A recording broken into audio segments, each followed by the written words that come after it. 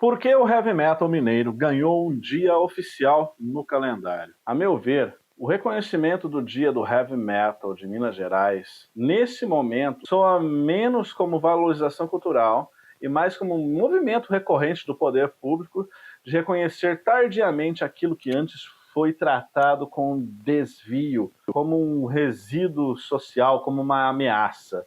Talvez porque aquilo que antes causava incômodo já não oferece tanto perigo hoje em dia. O metal nasceu marginal, barulhento, profundamente incômodo para a maioria das pessoas. Agora ganha uma data no calendário, devidamente higienizada, carimbada e sem risco algum. É legal a gente recorrer à história para entender tudo isso que está acontecendo. Nos anos 80, Belo Horizonte não era apenas um ponto fora do eixo cultural brasileiro. Era um ambiente hostil. É claro, o Clube da Esquina já havia furado a bolha na década anterior, mas era a exceção, não era a regra.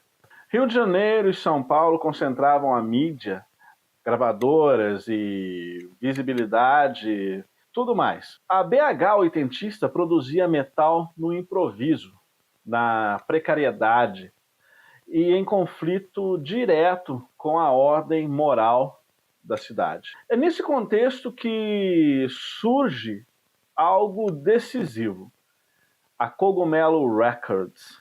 Mais do que um selo, do que uma simples gravadora, a Cogumelo foi uma infraestrutura de sobrevivência, Gravava, prensava e colocava o metal mineiro em circulação.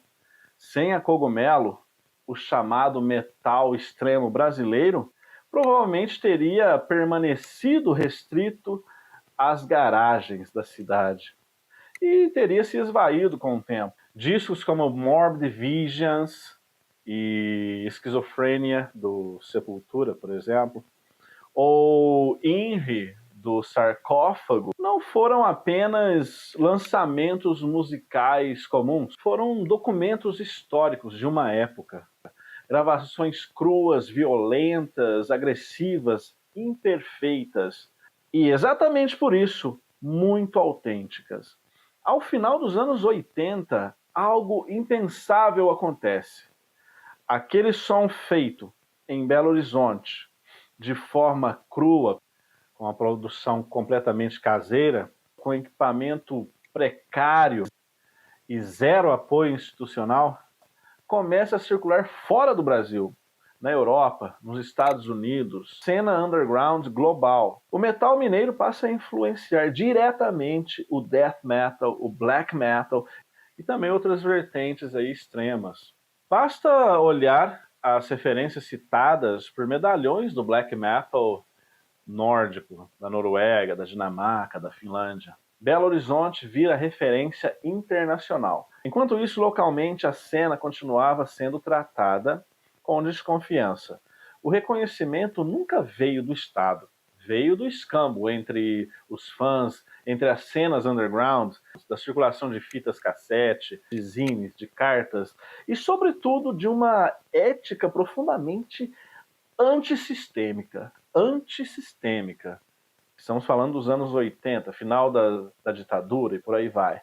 Bandas como Sepultura, Sarcófago, Mutilator, The Mist, não surgem como produto cultural, surgem como um ruído social e muito desconfortável para a sociedade. Falavam de guerra, violência, morte, opressão religiosa, não por marketing, mas porque esse era o vocabulário daquela juventude. Uma juventude sem espaço, sem voz e sem proteção.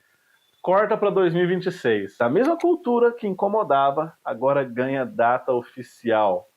Celebrar o heavy metal mineiro sem políticas concretas é transformar uma cultura de resistência em enfeite institucional.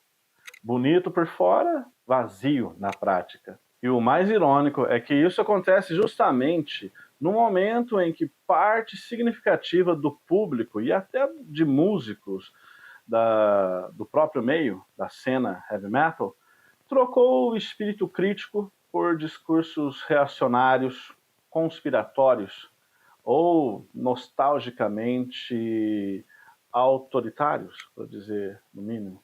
No final, a oficialização do Dia do Heavy Metal mineiro é um pouco triste. O Estado oficializa o metal, enquanto o metal, em muitos casos, abdica daquilo que o fez nascer, a desconfiança do poder. O heavy metal não nasceu para ser homenageado pelo poder vigente.